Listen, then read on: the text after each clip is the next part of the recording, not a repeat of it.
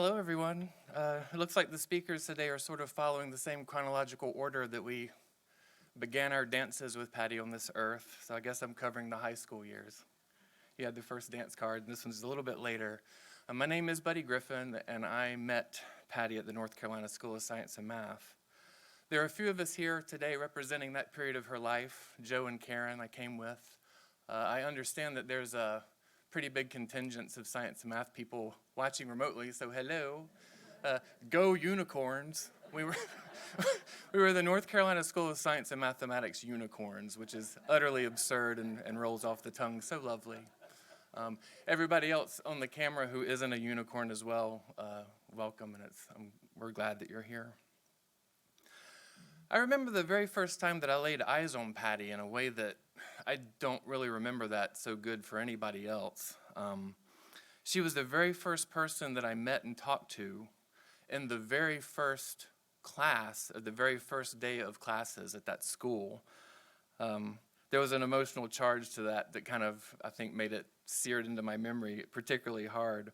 I walked into the classroom and everybody was already there, and there wasn't a single seat free except for one seat in the front row. And I was not a front row person. I like to get in the back and hang back and check things out. But that was the only seat, so I sat down in it, and I found myself beside Patti. She was wearing a black heavy metal T-shirt. I can't remember the band. I think it was probably AC/DC or Black Sabbath. But you know, I was really happy that my cute little neighbor there seemed to be a cool girl in this nerdy ass school. So we started chatting. I introduced myself, and she said, "Ooh, can I call you Bud?" And I said, "My friends call me Bud. You can call me Buddy."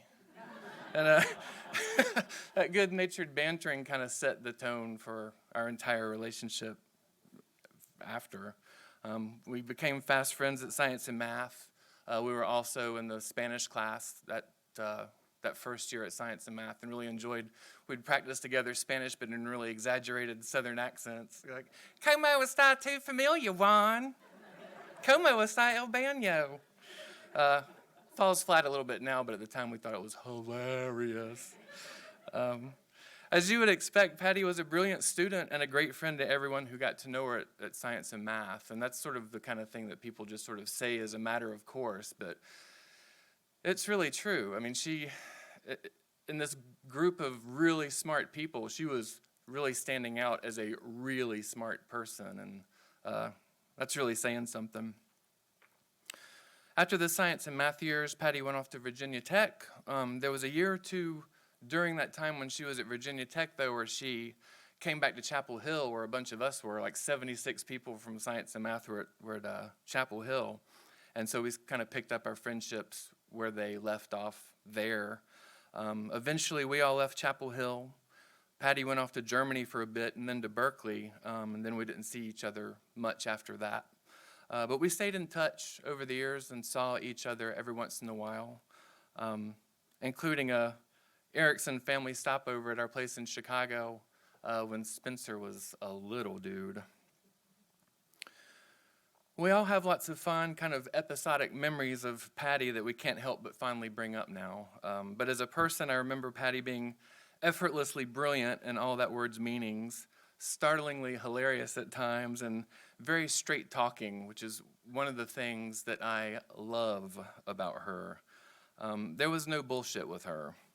There was quite a bit of bullshitting with her, I remember, but when things got serious or kind of ego-frayed at the edges, Patti didn't mince her words, even if the truth was hard to hear, even if it hurt.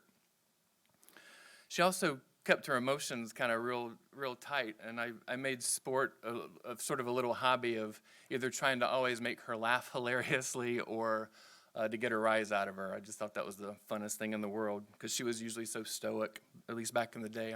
Hopefully she mellowed out some as she got older.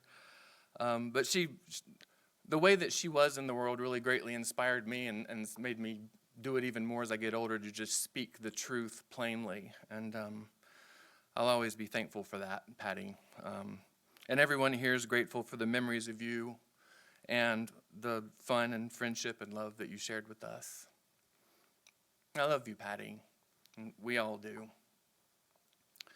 Thank you.